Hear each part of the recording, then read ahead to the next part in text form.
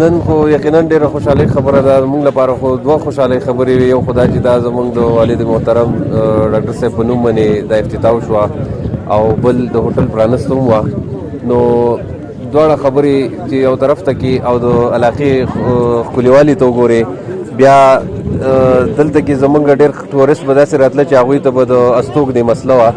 نو زه وایم چې دا یقینا د هغوی لپاره هم ډېر خوشخبرۍ خبره ده چې دلته کې د ګرین هیون هوټل په نوم باندې یو ښکلی هوټل جوړ شو چې هغې کې به هغوی ته هر قسم آسایش او آرام مهیا کېږي نو انشاءالله زموږ به برکور کوشش وي چې دلته کې ښه انتظامیه ښه منیجمنټ او د میلمنو خیال ساتونکي خلک مونږ کینو او دا یو ښه انیشیټیو ده نو مونږ یو چې خدای پاک دې دا هوټل هم کامیاب کړي او نور هم خلک چې څوک دې علاقې کې خپل کاروبار کوي هوټلې جوړوي هغوی له دې هم خدای پاک وس ورکړي او هغوی ته هم مونږ ویل چې دا انیشیټیو واخلي رسټورنټ یې کولاوي کړي هوټل یې کولاوي کړي د علاقې د ترقۍ لپاره چې څه قسم کار کولی شي نو هغه دې وکړي